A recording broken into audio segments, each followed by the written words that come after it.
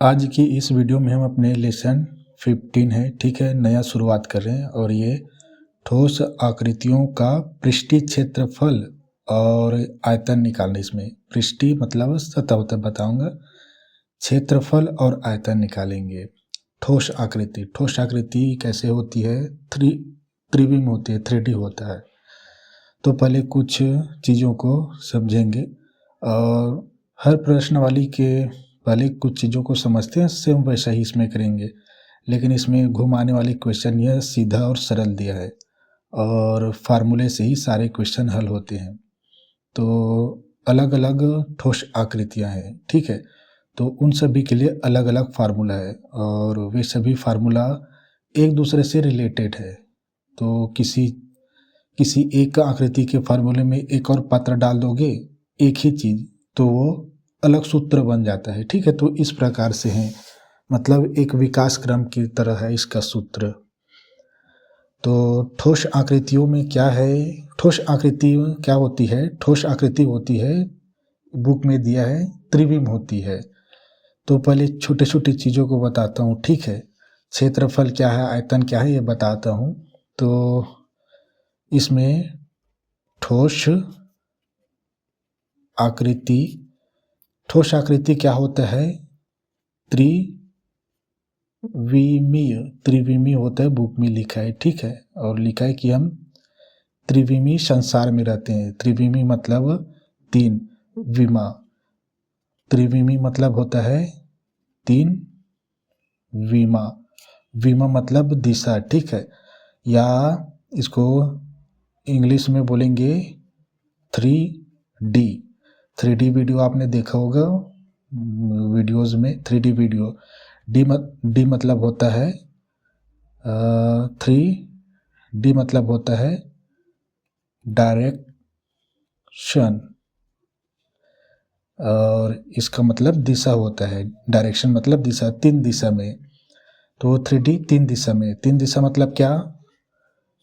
यहाँ पे और लिखाता हूँ 3D बराबर होता है तीन दिशा, ठीक है। तीन दिशा कौन कौन सी? लंबाई,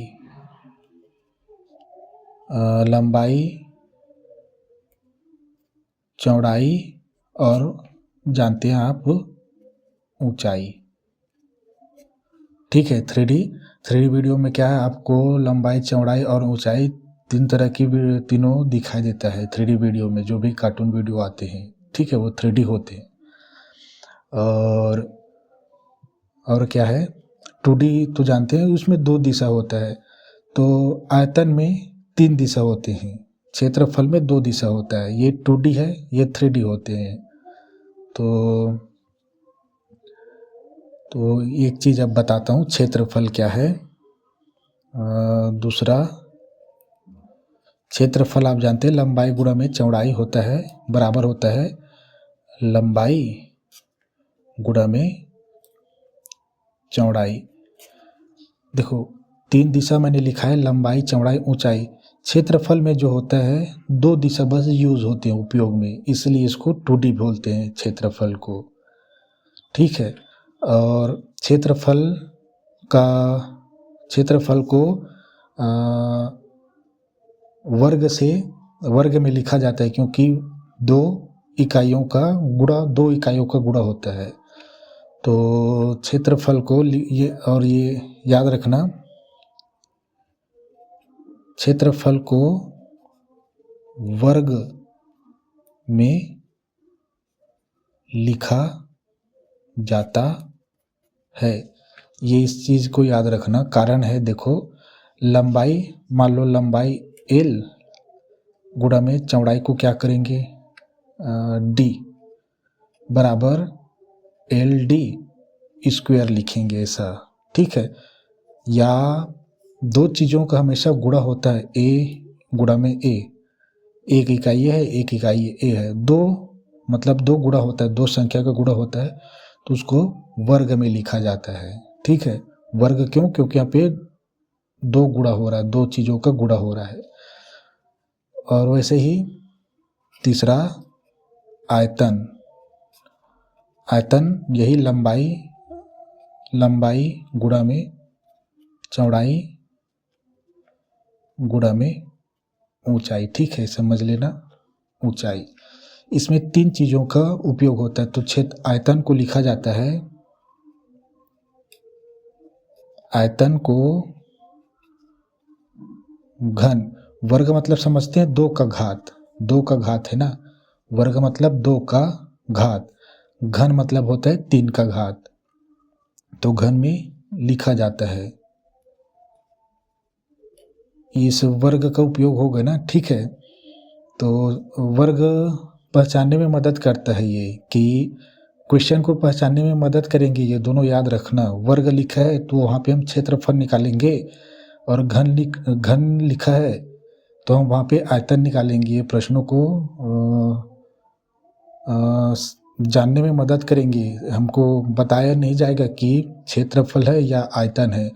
आपको मान ले दे दिया जाए फलाने का 100 घन मीटर दे दिया है, ठीक है। अब कैसे जानोगे भाई कि घन से आप जान जाओगे कि आयतन है करके, आयतन निकालनी है।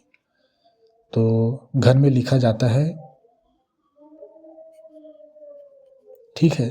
क्यों लिखा जाता है ये देखो, लंबाई एल से, छोटे एल से गुणा में चौड़ाई वाइड डब्ल्यू से प्रेजेंट करते हैं, और ऊंचाई को एच से प्रेजेंट करते हैं, ठीक है। तो यहाँ पे एल डब्ल्यू एच 3 का घात, तीनों का गुणा, ठीक है। यहाँ पे छोटा एल और ये डब्ल्यू ले लेना, एल के स्थान पे छोटा एल, डी के स्थान पे वाइड, डी डाल दिया, गलती से डाल दिया वाइड करके। मान लो क्यों 3 का घात होता है, क्योंकि तीन संख्याओं का गुणा होता है। मान लो ए गुणा में ए, 1 2 3, ए का 3 घात, इसको लिखेंगे ए घन। अगर सेंटीमीटर है बस सेंटीमीटर, इसको मान लो ये सेंटीमीटर में है तो ए घन सेंटीमीटर ऐसे लिखेंगे, मान लो अगर सेंटीमीटर में है तो, ठीक है। इसको लिखेंगे, मान लो सेंटीमीटर में है तो इसको लिखेंगे, मान लो ए वर्ग सेंटीमीटर। क्षेत्रफल को हमेशा वर्ग से प्रेजेंट करते हैं, यह बता रहा हूँ मैं। वर्ग क्यों लगाते हैं, क्योंकि 2 चीज़ों का गुणा होता है, इसमें 3 मतलब इकाइयों का गुणा होता है, 2 इकाई का गुणा इसलिए 2, 3 का होता है इसलिए 3 घन। वर्ग घन याद रखने, प्रश्नों को पहचानने में और फार्मूले को भी याद रखने में ये दोनों मदद करते हैं, जैसे बताऊंगा आगे, ठीक है। तो इसमें क्या क्या चीज़ दिया है, तो बस इसमें कितने तरह की आकृति पढ़ेंगे यह बता देता हूँ। चौथा जो है ठोस आकृति, ठोस आकृतियाँ, इसमें कितने तरह के पढ़ेंगे। ठोस आकृति क्या होती है, त्रिविम होती है, 3D होती है ना, 3D डायरेक्शन होता है। यहाँ पे 2D नहीं पढ़ेंगे, ठीक है। ठोस आकृतियों में पढ़ेंगे घन, घनाभ, घन और घनाभ अलग अलग है ना। उसके बाद बेलन पढ़ेंगे, ये पहला इकाई का पहला प्रश्नावली के लिए बेलन, दूसरे प्रश्नावली के लिए शंकु, तीसरे प्रश्नावली के लिए गोला, चौथे प्रश्नावली के लिए ये पहला प्रश्नावली, ये दूसरा, ये तीसरा, ये चौथा प्रश्नावली के लिए, और पांचवा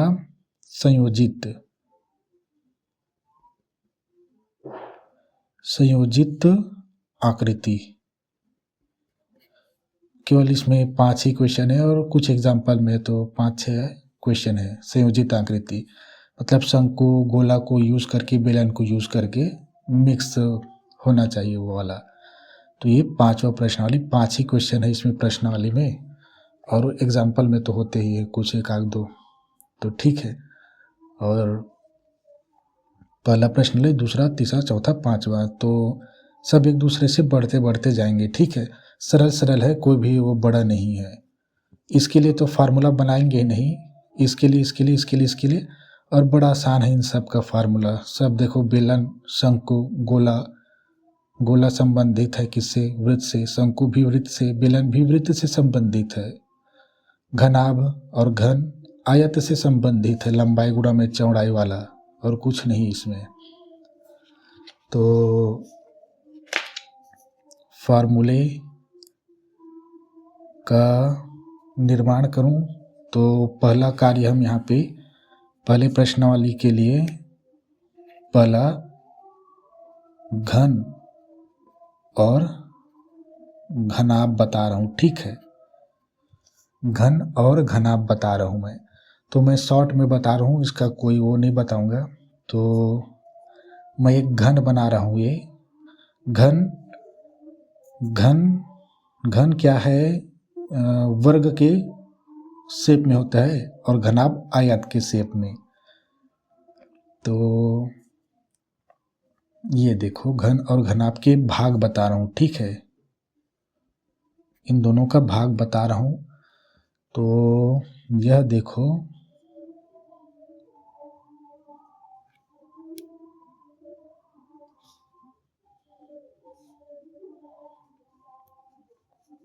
ठीक है। थोड़ा धुंधला दिखाई दे रहा है जी।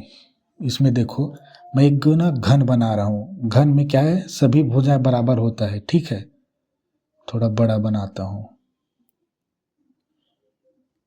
और काफी बड़ा बना दिया, ठीक है। देखो, चारों भुजाएं ना बराबर होगा ना इसमें, ठीक है।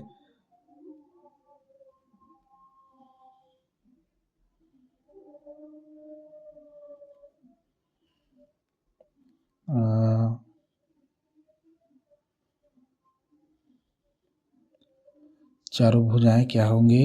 बराबर होंगे। और ये क्या है? घन है ये एक, ठीक है। ये एक घन है, और अब ये आयत के वर्ग के फॉर्म में होता है। ये वर्ग के फॉर्म में होता है, और ये आयत। वर्ग मतलब समझते, चारों भुजाएं बराबर होता है, ऐसे वर्ग चारों भुजाएं बराबर, और आयत में होता है लंबाई, बस लंबाई और चौड़ाई बराबर होते, ऐसे। तो अब वर्ग का बताता हूँ, इसके भाग बताऊंगा ना हिंदी में लिखकर। तो दोनों का एक ही होते हैं लगभग। तो ये देखो, इसका पहले जो वर्ग के शेप में मैंने क्या बनाया था? चतुर्भुज। इसका चतुर्भुज, वो सभी जितने भी चतुर्भुज है वो आयत के फॉर्म में होते, इस प्रकार के। तो इसको बनाना तो सीखना पड़ेगा भैया। ये ऐसा, फिर आप यहाँ से आधे लेना, थोड़ा सी इसके आगे, फिर आप ऐसे सीधा लेना इसका इसका, फिर ऐसे बना देना, फिर इनको मिलाना और इसको मिलाना, हो गया, ठीक है। तो ये क्या है? ये घन है, ये आयत है। इसका नामकरण आप ना ऐसे करना, ए इसको देना बी, इसको देना सी, इसको देना डी, ठीक है। एक चतुर्भुज। अब ये पीछे पीछे वालों को देना है बस, ठीक है। अब इसका नाम जो बुक में दिया ना वैसे ही रखना होगा हमें, ठीक है। और इसका नामकरण क्या दिया है? ये दिया है डी, हो गया। डी के बाद क्या करेंगे? इसको नाम देंगे, इसको देंगे, इसको को ई, इसको देंगे एफ, हमेशा याद रखना, ठीक है। उसके बाद एफ के बाद इसको देंगे जी, और इसको देंगे एच, हो गया। 8 कोने होते हैं, ठीक है। तो यहाँ पे घनाभ इसका भी देंगे, इसको ए, ये बी, ये सी, ये डी, एक हुआ। इसको देंगे ई, एफ, जी, एच। तो घनाभ A B C D E F G H तक पढ़ना, इसको घनाभ A B C D E F G H तक घनाभ पढ़ना इसको। तो अब इसमें क्या है, कुछ चीज़ें दिया होता है, घनाभ के भाग पढ़े ना, घन और घनाभ के ना भाग सेम टू सेम है, ठीक है, लगभग क्या सेम टू सेम है। तो इसका बस ये लंबाई बस ज़्यादा होता है, बाकी सब सेम टू सेम होता है। तो देखो घनाभ ये कोर है, पहले इसको बताता हूँ, ये क्या है, किनारा। 12 कोर होते हैं, कोर मतलब किनारा, ठीक है, 12 कोर होते हैं। कोर मतलब समझते हैं, परिभाषा तो इसमें स्पष्ट नहीं दिया है, ठीक है, लेकिन ये जो कोर होते हैं ना, कोर मतलब जो लाइनिंग है, लाइनिंग वो 12 है, ठीक है। और शीर्ष जो 2 कोर हुआ, जो 1 2 3 जो भी रहे, 3 जो भुजाएं जो कोने में मिलती है, 3 भुजाएं, ठीक है, वो है शीर्ष या कोण, शीर्ष बोलते हैं। और 8 कोण होते हैं, A B C D E F G H, सभी 8 है। 1 2 3 4 5 6 7 8, 8 शीर्ष होते हैं। और कोर किनारा, किनारा मतलब समझते हो, किनारा मतलब देखो ये किनारा नहीं, ये किनारा एकदम, हाँ यही किनारा, कुछ होता बताता जी मैं, ठीक है ना। किनारा समझो, मैं अपना वो दिखाता हूँ, नहीं है कुछ अभी, तो ठीक है, उसमें क्या कॉपीराइट भी आ सकता है, फोटो वोटो दिख जाएगा तो उनका। तो देखो किनारा यही होता है, पुस्तक कप का किनारा होता है। देखो 12 किनारा होंगे, 1 2 3 4 हो गया, 5 6 7 8 9 10 11 12, ठीक है। लाइनिंग देखना, 1 2 3 4, ठीक। अब नीचे का वो जो सोया सोया ना, उसको दिखाता हूँ। 4 हो गया, 1 2 3 4 सोया सोया रेखा, तो 8 हो गए। अब खड़ी खड़ी, 1 2 3 4 खड़ी खड़ी, कितने रेखाखंड हो गए, 12। तो ये जो रेखाखंड दिखाई देना वही कोर है भाई, ठीक है। और शीर्ष जो 3 भुजाएं आपस में जहाँ पर मिल रही है वो शीर्ष है। आपने अपने घर में देखे होंगे, एक तो आपके घर के छत का होता है, दूसरा आपके घर कोने जो होते हैं, एक दीवार और दूसरी 2 दीवार के बीच कोने बनते हैं, और ऊपर में एक छत होता है, 3 तरह के होते हैं वहाँ पे। तो ऐसा है, 12 कोर 8 शीर्ष, और इसमें क्या होता है, 6 पृष्ठ होते हैं। पृष्ठ मतलब समझते हो, सतह। तो पृष्ठ किसों को कहेंगे इसमें, पृष्ठ जो एक खाली भाग बना है ना, जितने भी पृष्ठ, 6 पृष्ठ होते हैं। 6 पृष्ठ मतलब 6 चतुर्भुज से मिलकर बना है ये दोनों, मतलब ये पूरा 6 पृष्ठ। तो देखो 6 चतुर्भुज दिखाई देंगे आपको,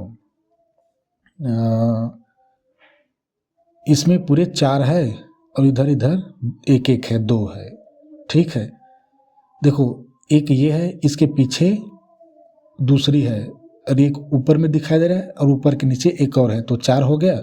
इधर एक और इधर एक, 6 चतुर्भुज होते हैं जी। कहीं पे होता तो दिखाता मैं आपको, इसमें कॉपीराइट आ जाएगा, तो ठीक है। और तो इसका यही है, इसका भी यही क्या है, ये शीर्ष है 8, और ये 12 कोर, और ये जो खाली जो चतुर्भुज बने हैं 6 पृष्ठ, यानी 6 चतुर्भुज से मिल कर बना है, ठीक है। इसमें भी 6 पृष्ठ होते हैं। पृष्ठ मतलब सतह, सतह, इसको इंग्लिश में सरफेस बोलते हैं। तो इसकी आवश्यकता हो सकती है 12। कितने कोर होते हैं? 12, 6, 8, 12। कैसे पढ़ेंगे? 6 के बाद 6 दूनी 12 और इसके बीच में एक और 8। ठीक है, तो पहाड़े में तो नहीं आता, 6, 8, 10 आता बीच में एक और। ठीक है, तो कुछ नहीं, 6, 2, 8, 8, 4, 12 ऐसे। तो इसमें अब इसका क्या है, इनका ना विकर्ण होता है। तो ये सामान्य जानकारी है, इस चीज़ को याद रखना। अब ना फार्मूले पे चलते हैं हम इसका। और जो घन है, पहले इसका ना घन का नहीं, मैं आपको ना पहले ना इसका बताता हूँ। देखो, घन और घनाभ, घन और घनाभ का विकर्ण संबंधित केवल फार्मूले हैं। विकर्ण मतलब समझते हो? बताता हूँ। विकर्ण चतुर्भुज पढ़ते हैं हम, बस यही है, ये विकर्ण है। ये सी डी क्या है? विकर्ण है। विकर्ण, विकर्ण मतलब समझते हो? जब विकर्ण हम डालते हैं तो कर्ण बन जाता है एक चतुर्भुज का, बस। तो यहाँ पे कौन सा प्रमेय यूज होता है? पाइथागोरस। तो इसमें पूरा पाइथागोरस प्रमेय है इसका फार्मूले में। तो इसका दो वो होता है विकर्ण, घन और घनाभ का होता है। एक होता है पृष्ठीय विकर्ण और दूसरा होता है आकाशीय विकर्ण। पृष्ठीय विकर्ण और आकाशीय विकर्ण, और इसी को ही घन और घनाभ का विकर्ण नहीं कहा जाता है। तो पहले एक डायग्राम बनाता हूँ, ठीक है? तो मैं दोनों के लिए नहीं बनाऊंगा, एक के लिए बनाता हूँ, मतलब दोनों में समझ जाना। ये छत हो गया हमारे घर का। हमारा घर भी 3D है, ठीक है? लंबाई, चौड़ाई और ऊंचाई है। इसको थोड़ा ऐसे निकाल सकते हो, ये घर बन गया। तो देखो, यहाँ पे ना इसको A, B, C, D नाम देना। उसके बाद यहाँ से शुरू करना E, F, G, H। अब इसमें क्या है, ये इसका विकर्ण देखो। इसमें कितने तरह के, एक बिंदु से A से 4 विकर्ण बनेंगे। A से 4, तो इससे 4, इससे 4, इससे 4 और इससे 4 बनेंगे। तो कितने हो गए? 4 चौक 16, 4, 4, 8, 8, 4, 12, 12, 4, 16। तो दोनों में विकर्ण 16 विकर्ण होते हैं, ठीक है? लेकिन 16 विकर्ण में 12 विकर्ण पृष्ठीय विकर्ण होता है और 4 विकर्ण जो होता है वो आकाशीय होता है। और आकाशीय विकर्ण को ही घन और घनाभ का विकर्ण कहा जाता है। अगर पृष्ठीय ने पूछा है और घन और घनाभ का विकर्ण निकालो कहा जाए तो आकाशीय विकर्ण ही निकाला जाता है। तो उसको बाद में बताऊंगा। तो देखो, सतह पृष्ठीय मतलब ये सतह है। 4 कितने पृष्ठ बोले थे? 6 पृष्ठ, ठीक है? तो 6 पृष्ठ होते हैं। तो 6 पृष्ठ में, एक पृष्ठ में देखो, ये हुआ ए से एक बिंदु से निकाल रहा हूँ, ए से ई तक जा सकता है। और पहले ये बता दूं कि ये क्या है? लंबाई है। और ये बी, ये ए ई, और ये सोया हुआ भाग क्या है? ये चौड़ाई है। और ऊंचाई ये सी से प्रेजेंट करेंगे, ये ऊंचाई वाले भाग को। तो देखो, ए से ई में जाएगा, ठीक है? ए से ई में जाएगा। ए से ये सोए हुए भाग का था ना। अब ए से सी में जाएगा और एक ए से पृष्ठ जी में जाएगा ए से। तो भले यहाँ पे आपको समझना है, थोड़ा सा इसको नीचे कर दिया, क्यों, ये सीधी रहेंगे ना, क्योंकि ये लाइन और ये लाइन दिखे आपको करके। तो ये कितना हुआ यहाँ पे, ए से पृष्ठीय क्षेत्रफल 1 से, ये जितना भी पृष्ठीय क्षेत्रफल है पृष्ठ में बना है यानी भुजाओं में। लेकिन देखो इस बिंदु से इस बिंदु तक एक और बनेगा, आकाशीय कहलाता है ये वाली,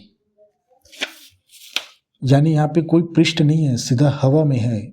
आपके घर के एक कोने से जो भूमि में है एक कोना, और छत के दूसरे कोने का, ये जो छत ऊपर में होता है, तो बीच में क्या है, हवा होता है, इसलिए इसको आकाशीय बोला जाता है। तो यहाँ पे समझने की कोशिश करना। और इसे ही ए एच को ही घन और घनाभ का क्या है वो माना जाता है विकर्ण, अगर पृष्ठीय ना बोला जाए तो पृष्ठीय यहाँ पे पृष्ठीय कौन कौन सा है, देखो यहाँ पे दोनों के लिए ना, घन और घनाभ के लिए पृष्ठीय कौन सा है, ए से ही शुरू करेंगे, ए से ई में गया है, ए ई पृष्ठीय है। विकर्ण का परिभाषा बताने की जरूरत नहीं है, एक चतुर्भुज में सम्मुख भुजा में जब हम वो डालते हैं, रेखा डालते हैं, रेखा खींचते हैं तो वो बन जाता है विकर्ण। ए ई क्या है, पृष्ठीय विकर्ण है। ए से ही सी दीवाल है ना, इस हमारे सामने की ओर दीवाल है, ये ए सी में ए सी पृष्ठीय है, और ये ए जी पृष्ठीय विकर्ण है। आकाशीय विकर्ण जो यहाँ देखो, छत का, आपके घर का ये छत है और आपके घर का भूमि का एक कोना है, ये एक दूसरे के सामने है, ठीक है, मतलब सम्मुख में है। तो ये भूमि में है, ये ऊंचाई पे है, आप एक बांस रख दो तो बांस आपके घर में है, आप इसको छू सकते हो बांस को। तो यही आकाशीय हवा में होता है, इसलिए आकाशीय स्पेस में रहता है ये रेखा। तो इसको बोलेंगे ए एच क्या है, आकाशीय विकर्ण है। और इसे ही घन या घनाभ का विकर्ण कहा जाता है, ठीक है। तो आपको अगर समझ में ना आया हो तो दोनों को अलग अलग बना के दिखाऊं। ये आपका छत है,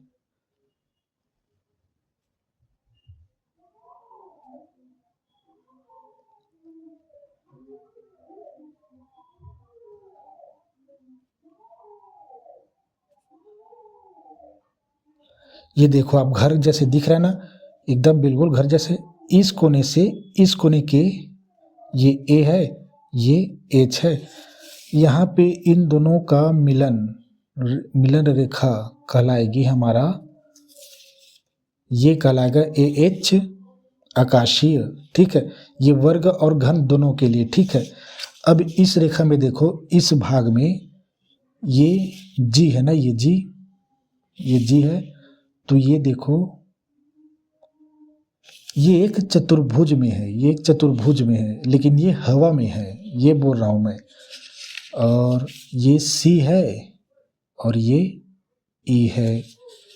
तो ये भूमि जो समतल होता है, जिसमें हम बैठते उड़ते हैं, जो भी हमारा,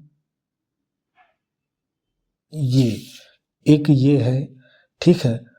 और ये एक इस पृष्ठ पे, तो एक से 4 बनते हैं, ठीक है। और कुल 4 है तो 16 है, 1 2 3 4, 4 बिंदु 4 कोने, तो चारों से 4 बनते तो 16 विकर्ण प्राप्त होते हैं, ठीक है। 12 विकर्ण और 4 विकर्ण। ए से एच में जाएगा, यहाँ पे डी है, डी से जी में जाएगा, ठीक है, आकाशीय विकर्ण। यहाँ पे एफ है, एफ से सी में आएगा आकाशीय विकर्ण, चारों कोनों से छत के चारों कोनों को छूता है, मतलब विपरीत दिशा में, तो चार चार चार ही होते हैं। लेकिन पृष्ठी होते हैं वो तीन तीन होते हैं, ठीक है। तो 1 2 3 4 कोने हैं, तो 3 3 4 तिया 12 विकर्ण। तो इस चीज को याद रखना, पृष्ठी विकर्ण होते हैं 12 और आकाशीय विकर्ण होते हैं 4, ठीक है। तो सभी को नहीं बताएंगे, बहुत सारे यहाँ पे कचरा हो जाएंगे। तो अब पृष्ठी विकर्ण बताता हूँ किसका, घनाभ का, जो फार्मूले में इसका यूज होंगे, ठीक है। फिर इस उसका घन का तो बहुत सरल है, घनाभ का विकर्ण बताता हूँ। घनाभ के विकर्ण का फार्मूला, पहला पृष्ठीय विकर्ण, पृष्ठीय विकर्ण, और इसमें क्या है, इसको हम ए लंबाई और ये बी सोया सोया, और इसका भी है, इसका भी ना चौड़ाई बी, और ये सी ऊंचाई, ए बराबर लंबाई, बी बराबर चौड़ाई और सी बराबर ऊंचाई है, ठीक है। यहाँ पे तो बड़ा आसान है, कुछ नहीं है। पृष्ठीय विकर्ण का चीज़ें बताता हूँ, इसमें क्या है। तो एक प्रश्न भी है कि सभी पृष्ठीय विकर्ण मतलब एक प्रश्न है कि सभी विकर्ण का लंबाई ज्ञात कीजिए करके पूछा है। तो सभी में केवल 4 निकालेंगे, एक बिंदु से 4 निकल गए तो अन्य पूरे 16 का निकल गया, ठीक है। एक बिंदु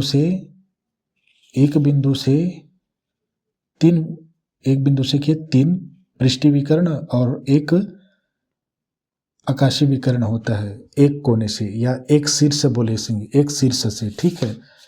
तो यहीं से शुरुआत करता हूँ, इसमें देखना आप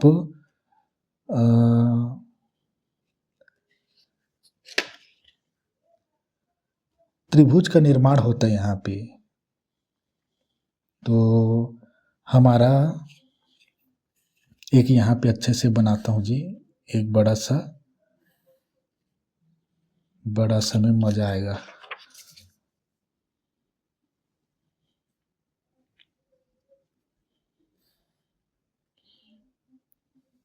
बनाने में जल्दी जल्दी कर रहा हूँ, इसीलिए है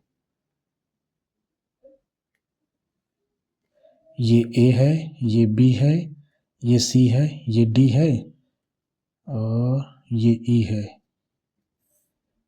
ये एफ है, ये जी है, ये एच है।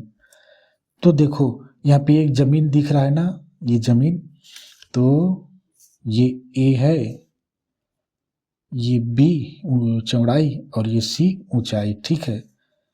एक तो ये एक चतुर्भुज दिखाई दे रहा है, ए बी सी डी, ठीक है, ये चतुर्भुज। इस चतुर्भुज में हम एक विकर्ण डालता हूं मैं, ये एक चतुर्भुज में सी डी, ठीक है। अब एक और चतुर्भुज ए बी जी एच में विकर्ण डालता हूं ए बिंदु से। अब समझ में आएंगे आपको, देखना, ये बहुत सारे बच्चों को तो समझ में आ गए होंगे, एक हो गया। अब एक और एक चतुर्भुज ए ई जमीन पर, ए ई एफ ई डी ये जमीन पर है, तो यहां से एक और बिंदु ई के लिए। अब आपके घर के एक कोने से ऊपर में एक कोना ये हवा में है, इसी को ही आकाशीय बोलेंगे। तो बस भाई यहाँ पे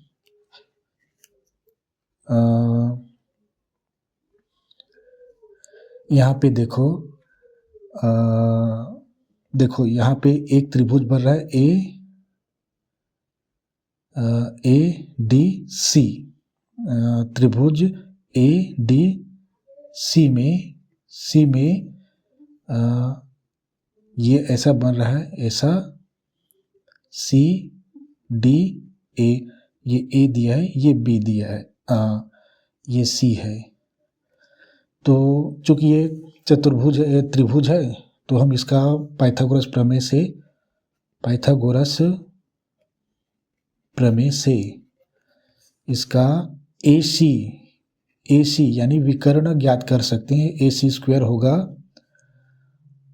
बराबर क्या होता है, AC² बराबर लंब होता है। हम लंबाई को पहले लेंगे, ठीक है। ये कर्ण हो गया AC और AD ले रहा हूँ, AD² और CD प्लस CD²। AD बराबर दिया है A² प्लस CD बराबर दिया है ये C। B नहीं है, ठीक है। इस त्रिभुज में ये देखो CDA में इसमें नहीं है, तो बराबर AC²। अब हमें AC इसको हटाता हूँ, AC की बस वैल्यू ज्ञात करनी, स्क्वायर में नहीं। तो ये स्क्वायर पक्षांतरित होकर क्या बना लेते हैं, करनी। तो ये A² प्लस C², एक ये AC विकर्ण का हो गया, ठीक है। अब देखो AE, वैसे ही AE त्रिभुज कौन कौन सा लेंगे। AE के लिए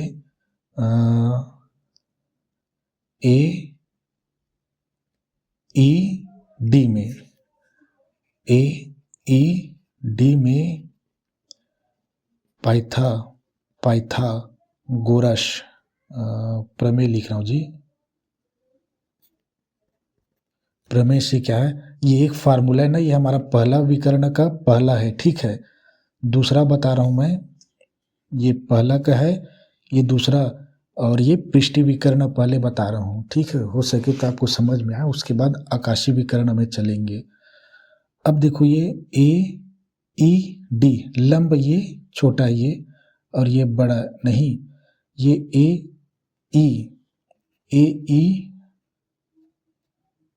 AE क्या है, विकर्ण है।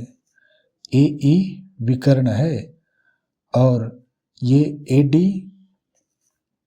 आधार है, तो उसको AD पहले लिख रहा हूँ, AD²।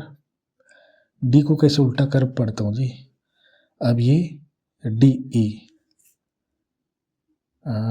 क्या, DE², AD बराबर दिया A² प्लस DE C नहीं, अब ना ये सोया हुआ है ना, ये चौड़ाई है ये, तो ये B है, ठीक है।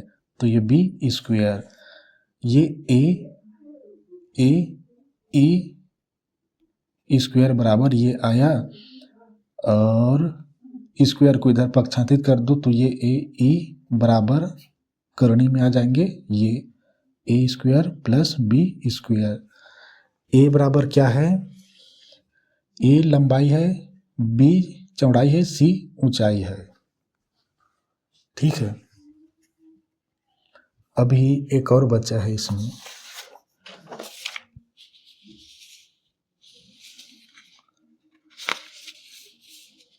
तो यहीं पे लिखता हूँ, तीसरा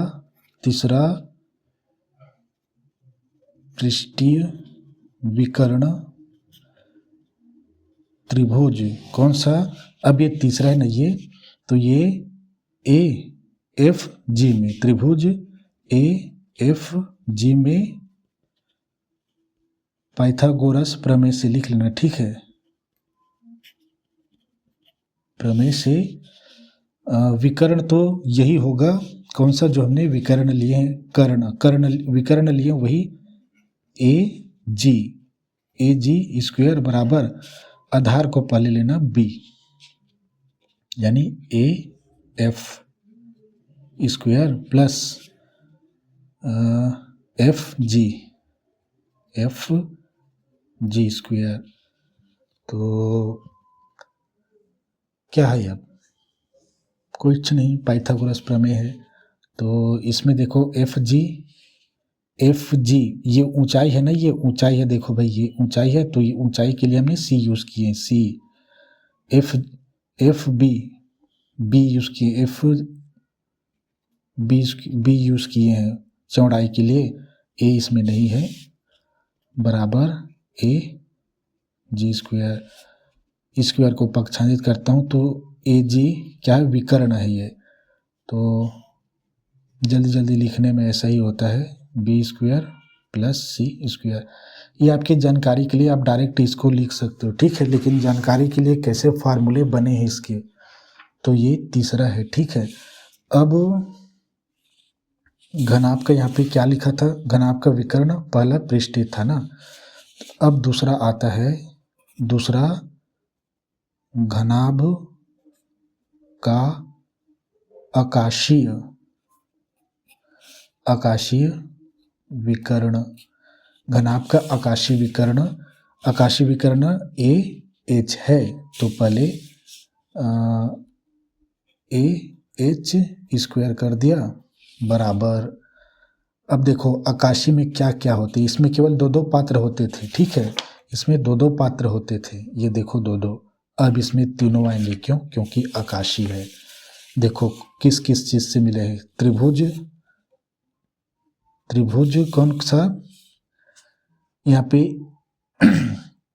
ये विकर्ण है, ठीक है, तो एक ए ई एक और रेखा खींचेंगे, ठीक है, ए ई, और ये त्रिभुज बनेगा ए ई एच में पाइथागोरस प्रमेय से लिख लेना, ठीक है। तब देखो ये आपके सामने, ये देखो विकर्ण तो कर्ण पहले लिख लिया, ए त्रिभुज इसमें है, ठीक है, ये और इस त्रिभुज में, ठीक है, त्रिभुज है, ये 90 डिग्री कोण है, ठीक है, क्योंकि क्या बोलते हैं, ये घनाभ है और प्रत्येक कोण क्या है, 90 डिग्री का है, ठीक है, क्योंकि आयत से मिलकर बना है, और घन और घनाभ का क्या है, इसमें थोड़ा उसमें वो कर देंगे तो वो भी आ जाएगा, तो ये ए एच कर्ण हुआ, आधार लेता हूँ, ये आधार, ये क्या है, आधार किन चीज़ों से मिलकर बना है, यही हमें यहाँ पे चेक करनी है। देखो आधार ए और बी से मिलकर बना है, ठीक है, तो ये ए ई क्या है, कर्ण ए ई, एक तो था क्या हमारा विकर्ण, तो यहाँ पे ये ए ई ए और बी से मिलकर बना है, ठीक है, ए ई बराबर यहाँ पे स्क्वायर, यहाँ पे स्क्वायर है इसलिए यहाँ पे स्क्वायर है, तो इस चीज़ को याद रखना, इसी फार्मूले का आगे रूप है, यहाँ पे ये ए ई एक क्या था, विकर्ण था ना, तो ये विकर्ण ए और बी, मतलब ये लंबाई और चौड़ाई से मिलकर बना है, ठीक है, तो ये ए ई स्क्वायर प्लस ये E H plus E H square. अब दिखाता हूँ इसको, ए एच यही तो हमको निकालना है, ए एच निकालना है, ठीक है, स्क्वायर है बराबर ये ए ई स्क्वायर बराबर क्या है, ए स्क्वायर प्लस बी स्क्वायर है, देखो यहाँ पे देखो ए ई स्क्वायर है, यहाँ पर भी ए ई स्क्वायर है, और इसका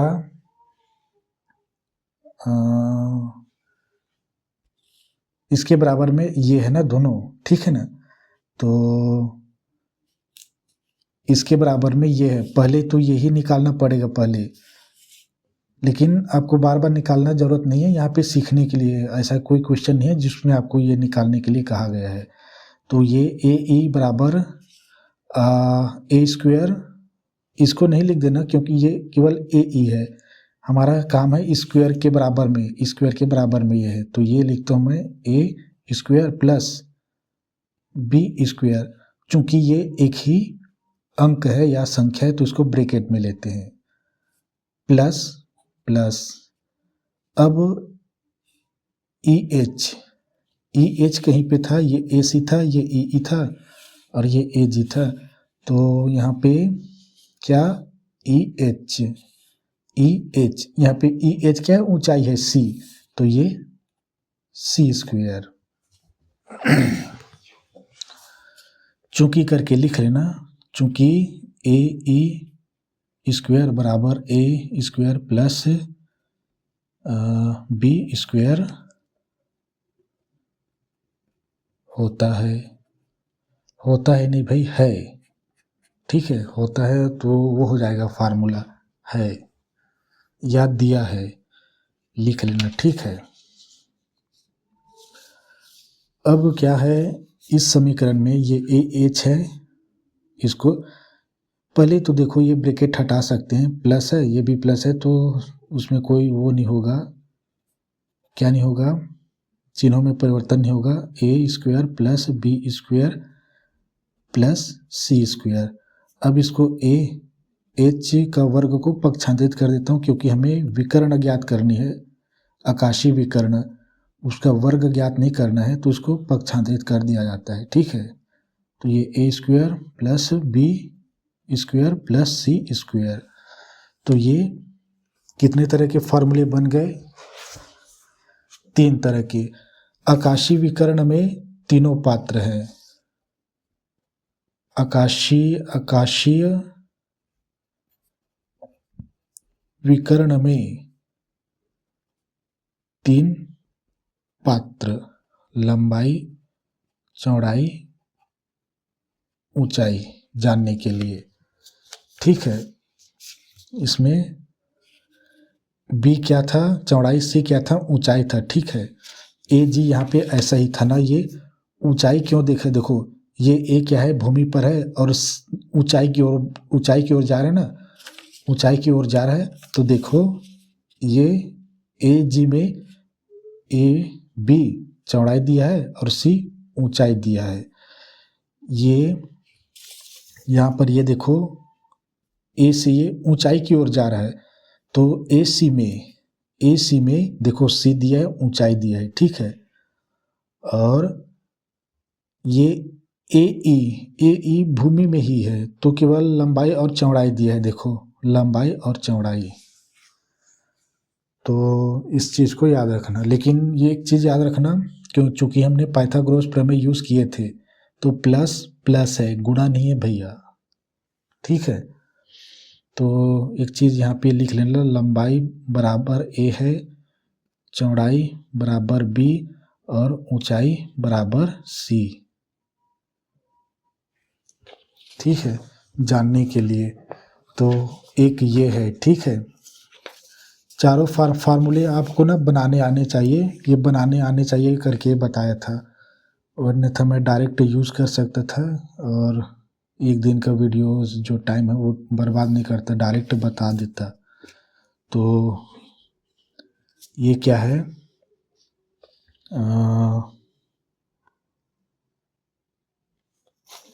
इसका क्या हुआ, अब मैं ना घन का वो बताता हूँ, मैं घन का विकर्ण। घन में क्या होता है, घन में क्या होता है,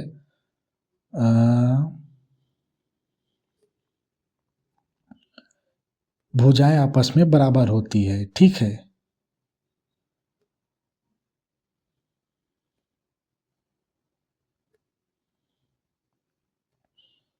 घन में भुजाएं आपस में बराबर होती है, घन में भुजा एक समान होती है,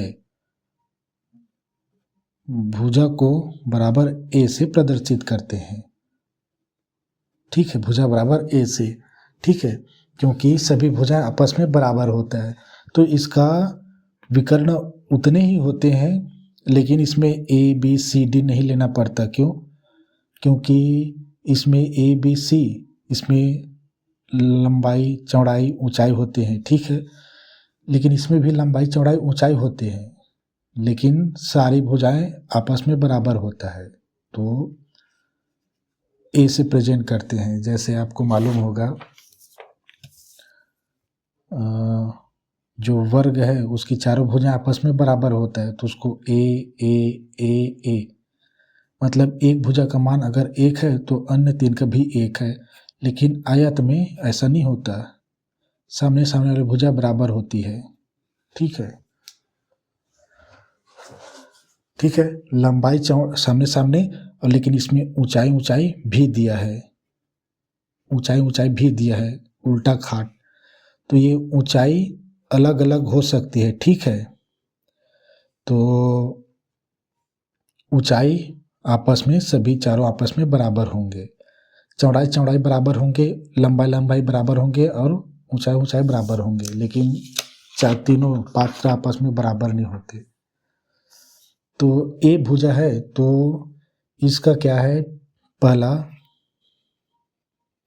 पृष्ठीय विकर्ण, इसमें अलग तीन तरह के नहीं निकालना पड़ेगा।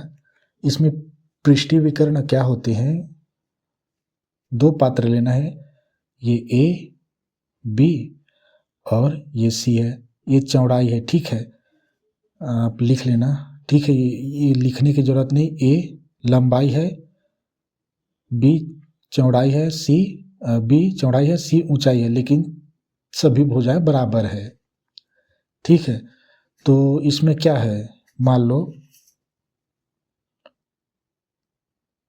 इसका है एक, तो सिंपल सा विकर्ण बराबर आप लेना, इसमें कुछ नहीं है।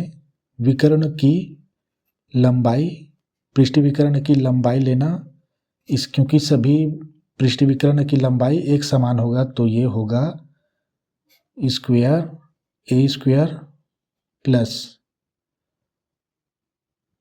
ए स्क्वायर, क्योंकि ये सभी ए है, तो मैं इसको ए कर रहा हूँ, सभी ए है। तो क्या है, इसमें ए बी सी डी लिखने की जरूरत नहीं है, क्योंकि लंबाई चौड़ाई ऊंचाई सभी बराबर होते हैं। तो ए स्क्वायर ए, और इसको आगे हल करेंगे तो क्या होगा, ये बराबर करके लिखता हूँ, एक यहाँ है एक यहाँ है, तो दो हो गया, दो ए स्क्वायर, एक यहाँ है एक यहाँ है, जोड़ना है तो जोड़ दिए। अब ए स्क्वायर क्या है, हम इसको ऐसे लिख सकते हैं, 2 गुणा में ए स्क्वायर है तो 2 बार गुणा में ए, और हम जानते हैं यहाँ पे कुछ नहीं है तो 2 है, यानी 2 की जोड़ी बनाना है, यानी वर्गमूल। तो बराबर में इसको ले सकते हैं, 2 की जोड़ी बन गई तो एक बाहर निकाल दो करनी का, यानी दोनों निकल गई, एक बाहर निकाल दिए तो अंदर में केवल ये बचा। तो पृष्ठीय लंबाई की पृष्ठीय विकर्ण की लंबाई ए करनी 2 है। और वैसे ही दूसरा बताता हूं मैं, यहीं पे बताऊंगा तभी समझ में आएगा। आकाशीय विकर्ण की लंबाई बराबर कितना होता है, आकाशीय में क्या है, ऊंचाई बढ़ जाती है।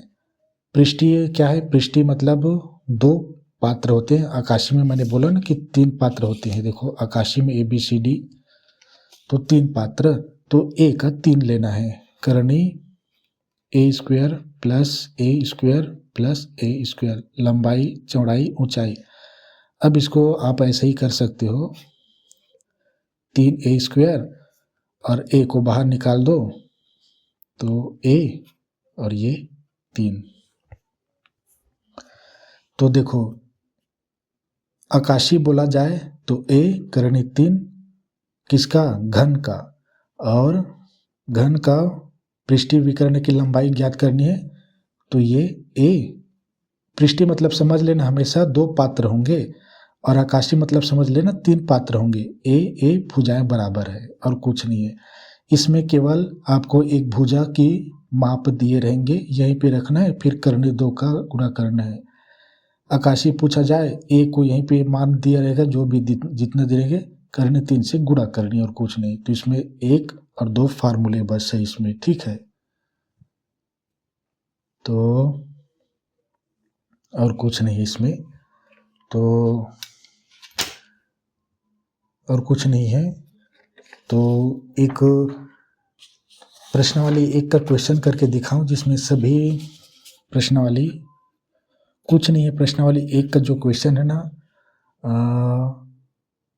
वो क्या है, पहला क्वेश्चन यह देखो, इसमें फटाक से करता हूँ। देखो एक घनाभ लिखा है, ठीक है, घनाभ लिखा है मतलब समझ लेना 8 मीटर लंबा है, 4 मीटर चौड़ा है और 2 मीटर ऊंचा है। घनाभ की सभी विकर्ण की लंबाई ज्ञात करनी है हमको, और इसमें डायग्राम नहीं बनाना है, ठीक है। दिया है घनाभ की लंबाई बराबर 8 मीटर, चौड़ाई बराबर कितना दिया इसमें 4 मीटर, और ऊंचाई बराबर दिया है 2 मीटर। अब इसमें सभी विकर्ण ज्ञात करनी है हमको, ठीक है। सभी विकर्ण, तो सभी विकर्ण में कौन कौन से होते हैं, फार्मूले बस आपको याद रखनी है। फार्मूले याद रखना है। पहला ए के साथ सी है, मतलब लंबाई के साथ ऊंचाई है, लंबाई के साथ चौड़ाई है, और दूसरा लंबाई चौड़ाई है। तो इन तीनों को याद रखना, ये ए सी, ठीक है।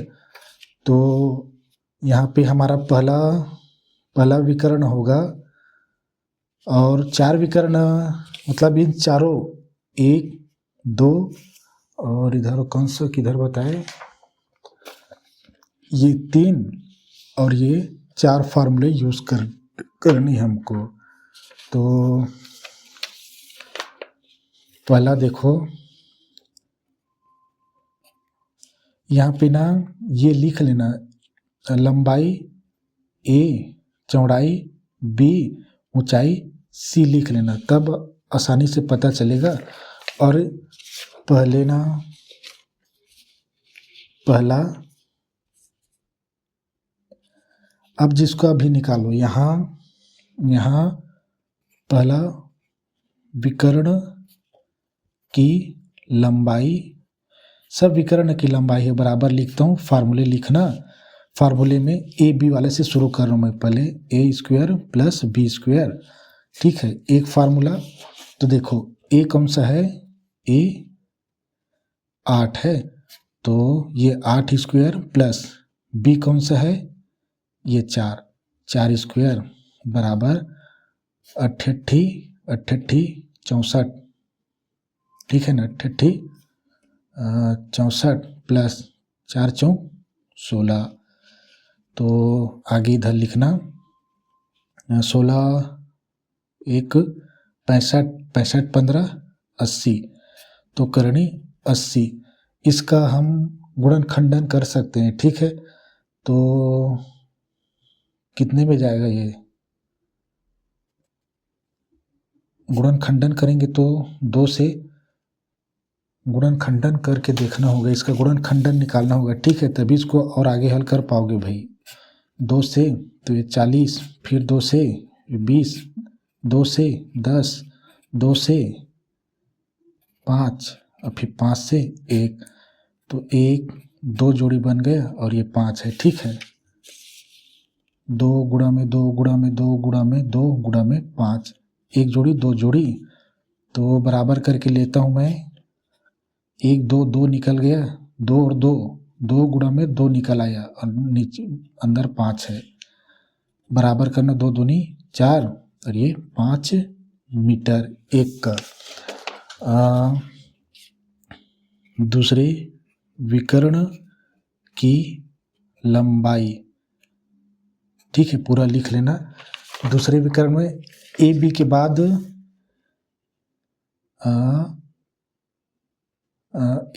इसको ले रहा हूँ, ए स्क्वायर और प्लस बी स्क्वायर सी स्क्वायर वाले को।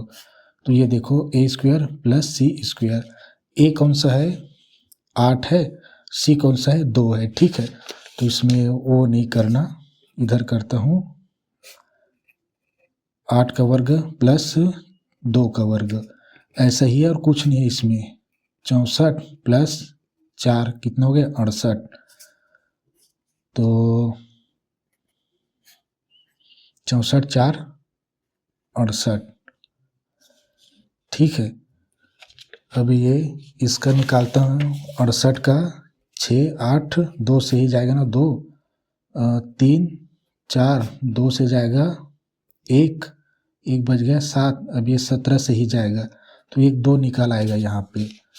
तो इसका कितना है गुणनखंडन 2 गुणा में 2 गुणा में 17 2 जोड़ी बन गया तो 2 को बाहर अंदर 17 ये मीटर ये दूसरा का हो गया। ठीक है। अब तीसरे विकर्ण यहाँ पृष्ठीय विकर्ण लिखना था। यहाँ पृष्ठीय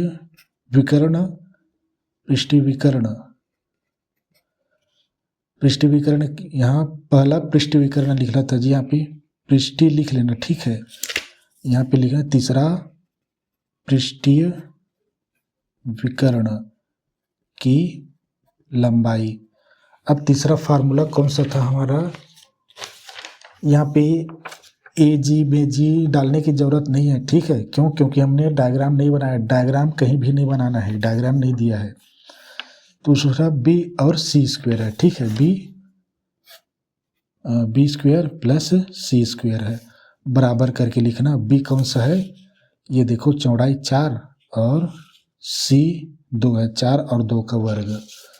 तीसरा पृष्ठ विकर्ण की लंबाई 4 स्क्वायर प्लस 2 का स्क्वायर है बराबर 4 का वर्ग कितना होता है 16। 2 का वर्ग 4 बराबर 16 4 20 करनी 20 है। अब इसका भी वो निकालते हैं गुणनखंड। ये गुणनखंड है ना। गुणनखंड मतलब छोटा छोटा गुणा 2 से। यहाँ तो निकला जी ये 20 ये 5 ये 20 से निकला ना यहाँ से तो 2 2 और 1 5 है। तो बराबर करता हूँ 2 गुणा में 2 गुणा में 5 ये 2 निकल आएगा 2 अंदर करने में 5 बच जाएगा तो मीटर ये आंसर है। अब क्या? अब यह देखो। अब चौथा आकाशीय विकर्ण की लंबाई बराबर क्या होता है? इसको तो आप जानते हैं A B square plus C square. आकाशीय में तीनों आ जाते हैं तो तीनों में वो करता हूँ मैं। कौन कितने दिए थे इसके बाद बराबर में इधर लिखना ना। ठीक है। पहला 8 स्क्वायर था ए, बी था 4 स्क्वायर, सी था 2 था। ठीक है। ये अब इसको हल करते हैं। ये लिखने के बाद ये बराबर है ना यहाँ पे ये 88 64 प्लस 4 चौक 16 प्लस 2 दूनी 4 16 चौक 80 80 जोड़े थे 80 4 84। ठीक है। ये 84 हुआ। 84 का गुणनखंड निकालते हैं भाई। ऐसे कर लेना 84 2 से ही जाएगा ये 4 और ये 2 ये 2 2 दूनी 2 एकम। अब ये 21 से ही 21 अभाज्य है तो 21 से जाएगा 1 तो ये 2 और ये 21। ठीक है। तो बराबर करेंगे गुणनखंड इसका कितना है 2 गुणा में 2 गुणा में 21। बड़ा आसानी से निकल रहा है गुणनखंड। अब बराबर करके लिखता हूँ ये 1 2 निकाल आएगा 2 की जोड़ी बनेगा ना। यहाँ पे कुछ नहीं लिखा है मतलब 2 की जोड़ी बनाना है। 3 लिखा है मतलब 3 की जोड़ी बनाना है। बताते आता हूँ। ठीक है। 2 और ये 21 मीटर दिया था मीटर। तो ये हमारा आंसर निकाल आया। अब ये जो चौथा आकाशीय विकर्ण है ना इसका एक एग्जाम्पल आप यहीं पे देखो। आकाशीय विकर्ण नहीं निकालना है जो ऐसा निकालना है ना सेम टू सेम। यहाँ पे देखो इसका एक एग्जाम्पल है। एक घन आपकी लंबाई दिया है 10 सेंटीमीटर, चौड़ाई दिया है 4 सेंटीमीटर और ऊंचाई इसमें 5 सेंटीमीटर दिया है। तो आकाशीय विकर्ण की लंबाई ज्ञात करनी बिल्कुल सेम टू सेम है। ठीक है। तो यहाँ पे ये हल कर लेना फिर। ठीक है। नेक्स्ट वीडियो में नेक्स्ट टॉपिक यहीं से शुरू करेंगे। क्वेश्चन 2 से शुरू करेंगे। ठीक है। तो ठीक है आज के लिए इतना ही। धन्यवाद।